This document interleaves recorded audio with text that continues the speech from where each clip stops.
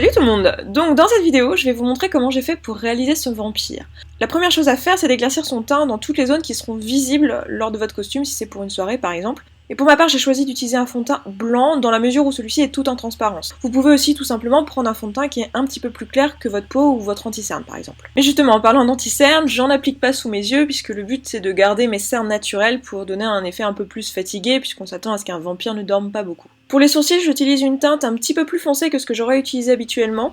Le but là, c'est vraiment juste de durcir un peu le regard pour donner un air un peu plus flippant. Enfin, faut qu'on se rappelle qu'on est un prédateur, donc le but c'est quand même d'impressionner un peu la proie. Ensuite, je passe au maquillage des yeux à proprement parler, donc je commence par appliquer un crayon colle noir sur toute ma paupière mobile, dans ma muqueuse supérieure et inférieure en guise de base. Le but d'une base de maquillage, c'est d'intensifier les fards et aussi les faire tenir dans le temps.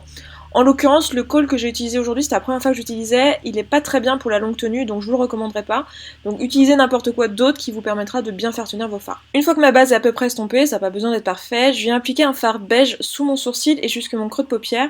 Donc ce fard, il va pas servir à la couleur, il va pas être vu. En fait, il permet juste de mettre un film de poudre qui va aider à estomper les autres fards, parce que c'est beaucoup plus facile d'estomper de la poudre dans de la poudre que de la poudre dans rien du tout. Surtout avec l'utilisation de ce fard rouge que j'utilisais là pour la première fois de Ben Nye, qui est très pigmenté et qui est difficile à estomper. Donc je vous conseille vraiment de pas zapper cette étape-là, elle va vraiment vous être utile. Pour l'application du fard rouge, j'ai commencé par le poser dans mon creux de paupière et sous mon œil à l'aide d'un pinceau crayon. Ça va me donner un peu plus de précision que si je l'appliquais directement au pinceau estompeur.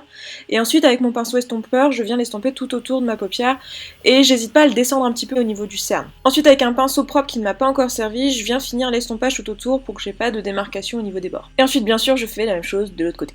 Je passe ensuite au fard noir que je vais venir appliquer avec un tout petit pinceau plat.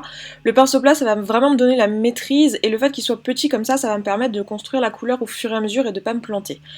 Vu ma forme d'yeux, moi je vais étirer un tout petit peu le maquillage sur le côté parce qu'une fois les yeux ouverts, sinon on ne voit absolument pas le noir parce que j'ai l'œil un petit peu tombant. Et j'en mets un petit peu en dessous aussi pour intensifier le tout. Pour l'estompage, je vais reprendre le pinceau estompeur que j'ai utilisé tout à l'heure pour estomper le fard rouge, ça fait beaucoup de fois estompage, enfin vous avez compris. Et je fais attention au sens dans lequel j'utilise le pinceau, parce que je veux pas non plus étaler du noir partout sur le dessus de mon œil ou partout en bas sur mon cerne. Pour accentuer mon regard, j'ai décidé d'appliquer des faux cils, par contre j'ai mis beaucoup trop de colle, donc ça a mis une éternité à sécher. Je me suis un peu ratée lorsque j'ai appliqué la colle, surtout sur le faux cil que vous avez à votre droite. Donc voilà, évitez de faire ça, sinon ça va prendre une plombe à sécher. Ça finit par sécher, c'est pas gênant, mais c'est juste un peu long.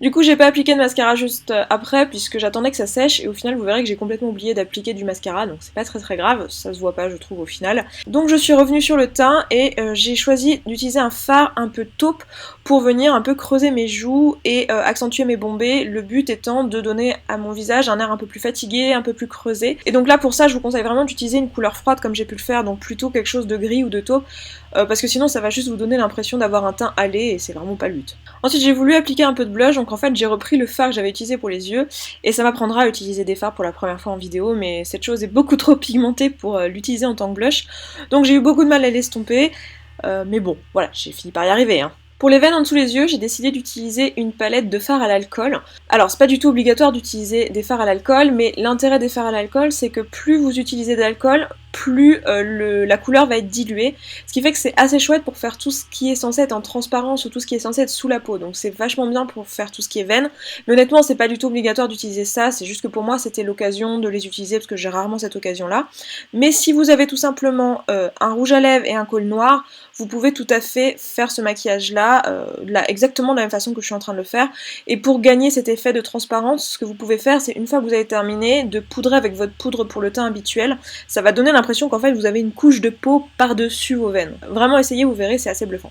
Après avec l'alcool évidemment il faut faire attention lorsqu'on est proche des yeux, mais si vous faites ça en prenant votre temps, normalement il n'y a pas de problème. Et là comme vous pouvez le voir, je trouvais que j'avais un petit peu mis trop de couleur en fait sur un côté, donc ce que j'ai fait c'est simplement j'ai mis un peu d'alcool sur mon doigt et ça m'a permis de diluer. Ensuite, comme j'ai pas amené les veines jusque sous l'œil vraiment, puisque je voulais pas mettre d'alcool dans mes yeux, ce que je fais c'est que je viens restomper un petit peu le maquillage, donc je rajoute un petit peu de rouge et j'estompe ensuite. Pour le rouge à lèvres, je fais un mélange de deux rouges à lèvres liquides, un bordeaux un peu marronné et un noir. J'aime bien ces couleurs parce que ça va imiter un peu la couleur du sang.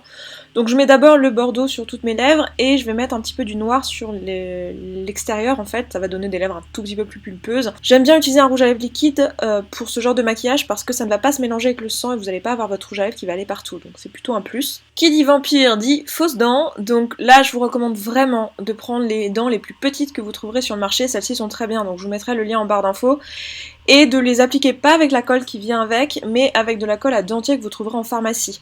Donc vous en mettez un petit peu dans la dent et vous la positionnez. Une fois que c'est en place, vous fermez simplement votre bouche, donc le fait d'appuyer avec votre mâchoire du bas sur les dents que vous venez de poser, ça va les mettre en place et les laisser sécher. Donc vous gardez votre bouche fermée jusqu'à ce que ça soit sec et ensuite ça va rester en place vraiment toute la soirée, ça ne bougera pas. Pour le faux dents, j'aime bien en appliquer tout autour de la bouche et dans le cou, etc. Je trouve que ça fait beaucoup plus réaliste que d'en mettre juste quelques petites gouttes. Et pour ça, j'applique en fait un faux dents sirupeux de la marque Ben Nye que j'adore. Il tient super bien. Et je l'applique avec une éponge à barbe. Donc si vous n'avez pas d'éponge à barbe comme moi, vous pouvez faire comme j'ai fait dans la vidéo, c'est tout simplement acheter du filtre d'aquarium dans une animalerie et vous le découpez et vous en faites une éponge à barbe. Ensuite pour les finitions, vous pouvez rajouter 2 petites gouttes sur les coins de la bouche, de sang, ça peut être sympa. Et un truc qui peut vraiment faire la différence, c'est de rajouter aussi des lentilles rouges comme moi j'aime bien le faire.